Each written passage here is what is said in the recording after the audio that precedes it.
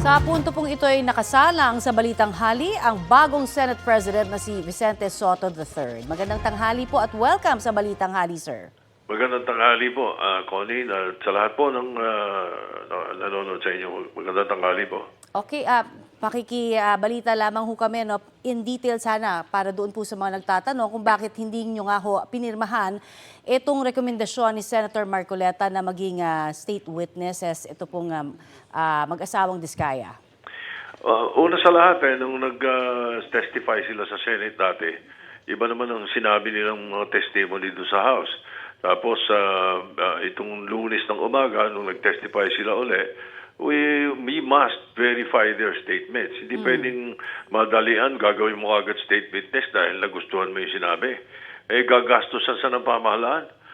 Tayo pa gagastos sa kanila at ang sinasabi ni Secretary Boying Remulla, ang pumapasok sa state witness, lalo na sa mga ganitong klase, magbayad mo, ibalik nyo muna yung perang na kinuha nyo o ninakaw ninyo. At pagkatapos nun, magsabi kayo ng lahat. Tell all, hindi tell half. Paano, ano yun? Basta na lang papayag ako na gawin nating state witness or bigyan ng immunity. Binibigyan ng immunity. Kaya, teka muna, sabi ko, nung iabot sa akin ng Lunes ng gabi, na ako na ang Senate President, mabuti na lang, ako na yung Senate President, di ko alam kung ano gagawin ng iba. Hindi ko pwedeng pirmahan yun. Sabi ko, kailangan i-refer muna ito sa Blue Ribbon uli. At alam ko kasi kinabukasan, papalitan namin siya. Alam kong si Senator Lacson na uupo. Sabi ko nga, ba't ba minamadali? Ba't minamadali ang paggagawa nito na state witness? Kung ano-ano pa lang yung sinabi. At nung pagdating doon sa House na testimony niya, number one na kagad si Vico Sotto, nag-testify si Mayor, sabi, napakasinungaling daw ng mag-asawang yan. Lahat daw na sinasabi, walang totoo.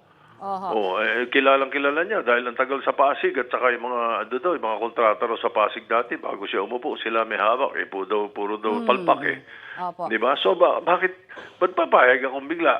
Are you inclined to believe, Senate President Sotto, na yung mga kumakalat po na baka nagkaroon nga daw ng prior na pag-uusap o deal sa pagitan daw ng senador at ito pong mga Diskaya?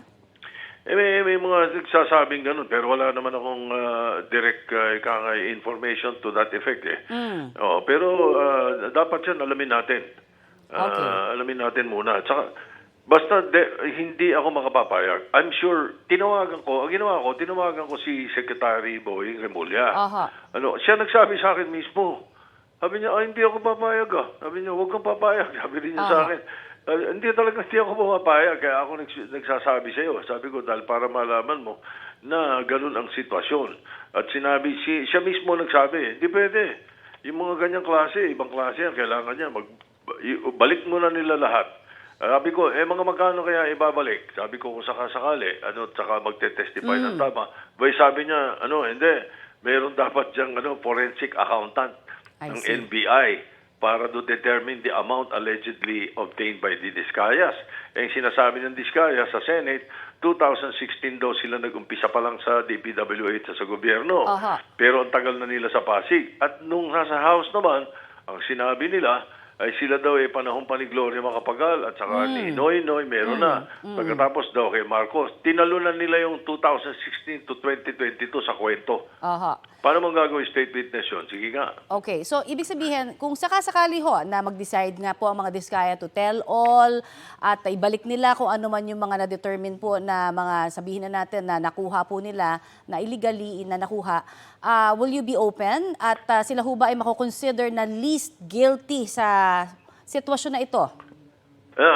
Then we will follow the rule of law. Pero hindi naman least guilty ang hinahanap ang pwedeng mag-state witness para makorek din natin yung thinking na yan Ang pwedeng mag-state witness, yung not most guilty.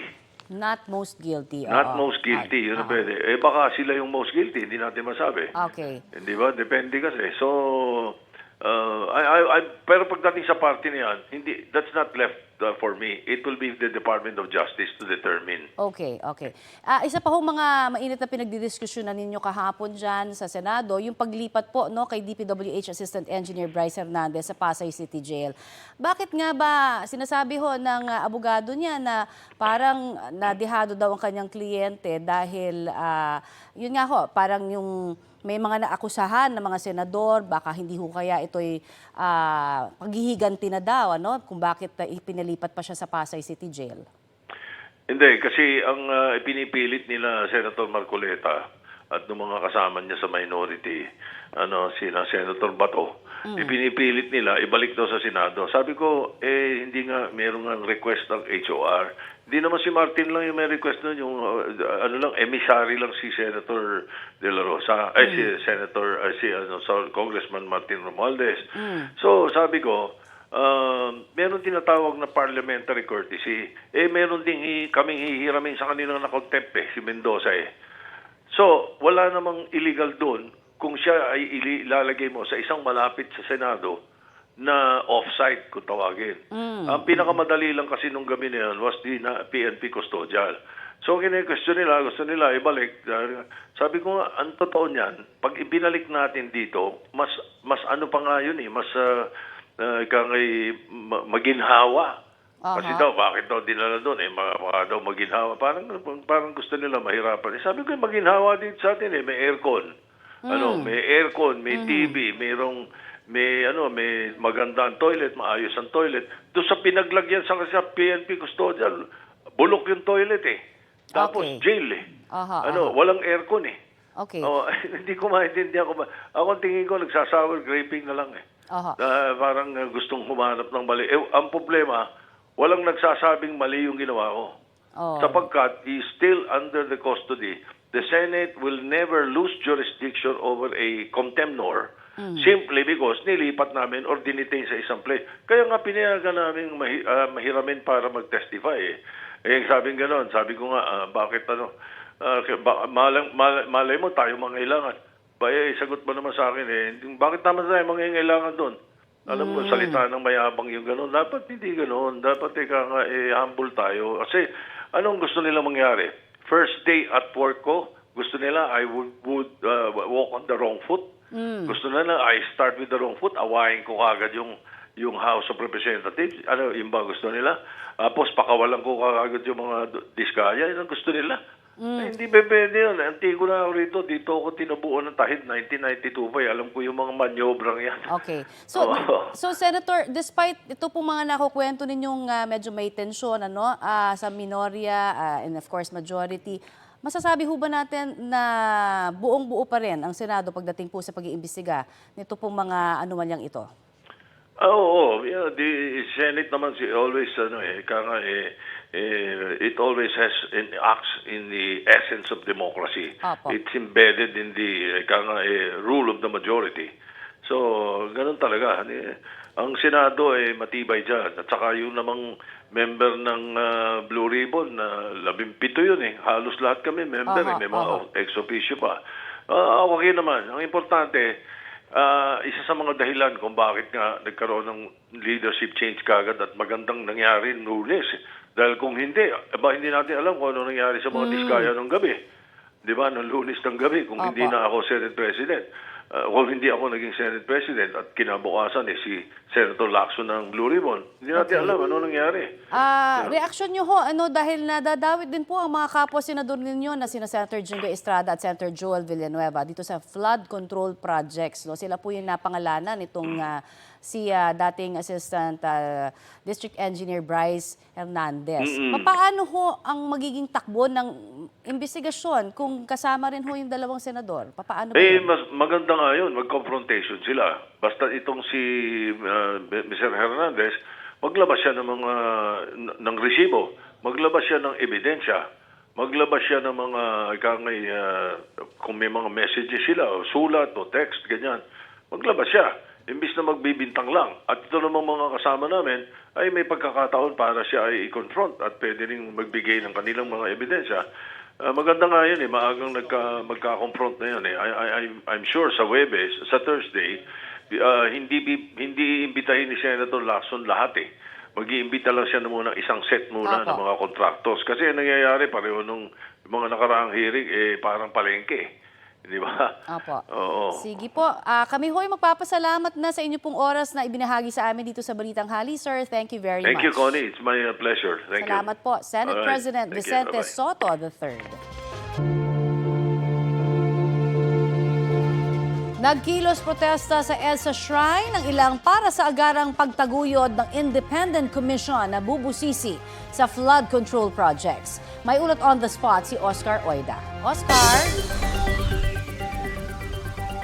Yes, Connie, pasado 9:00 nga ng umaga na magtipon-tipon dito sa kinaroroonan natin sa may EDSA Shrine. Ang iba't ibang grupo tulad ng Tindig Pilipinas, Nagkaisa Labor Coalition, Kalipunan ng Kilusang Masa, Siklab o Simbahan, Komunidad Laban sa Katiwalian at iba pang pro-democracy groups. Dito nga sa sinabi ko sa may National Shrine of Mary o kilalang EDSA Shrine. Sinimulan nila aktibidad sa pamamagitan ng misa na sinundan ng kilos protesta sa may harapan ng EDSA Shrine. Layo ng kanilang pagkilos na hilingin ang agarang pagtaguyod ng isang independent commission upang busisiin ang mga isyu ng korupsyon, lalo na ang umunoy katiwalian sa flood control projects. Kasama rin sa kanilang panawagan ang paglabas ng SALN o Statement of Assets, Liabilities and Net Worth ng mga halal na opisyal ng bayan, partikular ang mga nasasangkot sa mga nasabing iskandalo upang may pakita ang buong pananagutan sa taong bayan. Dumalo sa pagtitipon ng ilang personalidad, kagaya ni Kiko Aquino D, convener ng Tindig Pilipinas, Kyla Meneses ng Akbayan Youth at mga kinatawan ng iba't ibang grupo. Giit ng mga grupo na hindi sila tatahimik hanggat walang linaw at pananagutan sa mga umunoy kasalanan ng mga nasa kapangyarihan. Sa mga sandaling ito, Connie, bagamat nagkaroon nga ng kilos protesta dito sa Mayo Ortigas, ay hindi naman ito masyado naka-apekto sa trapiko dahil nanatili sila dito sa premise ng EDSA Shrine. Connie? Maraming salamat, Oscar Oida. Naungkat sa budget hearing sa Kamara ang umano'y conflict of interest ng isa sa mga commissioner ng Commission on Audit na may asawang contractor umano ng mga proyekto sa gobyerno. May ulat on the spot si Tina Panganiban Perez. Tina? Kung nanawagan ng ACT Teachers Party List kay Commission on Audit Commissioner Mario Lipana na magbitiw sa pwesto dahil sa posibleng conflict of interest. Sa budget hearing ng COA sa Kamara, sinabi ni ACT Teachers Representative Antonio Tino na malinaw na may paglabag sa konstitusyon si Lipana dahil may financial interest ito sa negosyo ng asawa niya na contractor. Maging si Kamanggagawa Party List Representative Eli San Fernando, kinwestiyon din ang posibleng conflict of interest ni Lipana dahil bahagi ito ng komisyong nagsasagawa ng audit sa mga proyekto ng gobyerno habang ang misis nito ay may mga proyekto sa gobyerno. Ayon kina San Fernando at Tino, na pagdududahan ang integridad ng COA dahil dito. Ayon sa COA, mahigit 326 million pesos na ang naibayad sa mga proyekto ng misis ni Lipana. Ayon kay COA Chair Camalila Cordoba, sa personal niyang pananaw, may conflict of interest at posibleng paglabag sa konstitusyon si Lipana. Pero idiniin ni Cordoba na wala siyang kapangyarihang disiplinahin ang kanyang mga opisyal dahil ang COA ay isang komisyong itinalaga ng konstitusyon at sila ay impeachable officials. Ang desisyong magbitiw rin sa pwesto ay kay Lipana lamang anya. Wala si Lipana sa budget hearing ngayon dahil ayon kay Cordoba, ito ay naka-medical leave sa Singapore. Naungkat din ang ilang umano'y maanumalyang flood control project sa Bulacan na iniimbestigahan na ng Kongreso. Ayon kay Cordoba, may fraud audit report na laban sa 2 proyekto ng St. Timothy Construction, 2 proyekto ng Wawaw Builders at isang proyekto ng Sims Construction Trading. Naisumite na rin daw nila ang mga fraud audit report sa Office of the Ombudsman itong Lunes.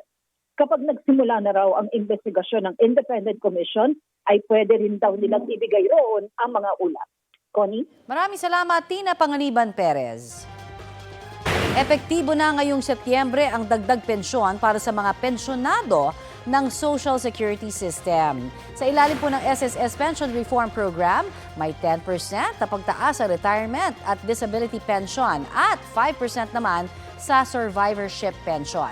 Mahahati sa 3 tranche ang dagdag pensyon na ipatutupad tuwing Setyembre mula 2025 hanggang 2027. Ayon kay Pangulong Bongbong Marcos, nasa 93 billion pesos ang pondong inilaan sa programa. Halos 4 na milyong pensyonado raw ang makikinabang sa programa.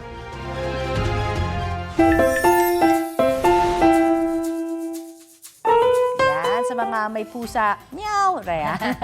May talent din ba sa pagtangay ang inyong mga alaga? Yung tipong, di ba, malingat lang sandali, Oo. ako mawawala na ang binabantayan.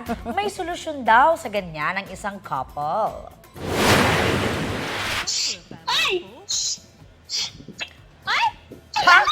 Online bantay pusa ang eksena.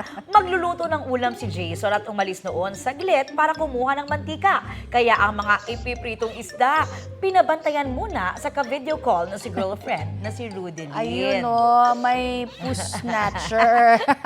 Sa bahay ni na Jason, ang alagang si Beauty. Naghintay lang ng tamang moment para umiscore ng isda. Buti na lang for the bawal si Rudelyn na para bang tago sa screen ang pananaway sa pusa. Ang cutie huli cam moment, 2.2 million na ang views. Kaya, trending! Huli ka pusa. Ayan na nga.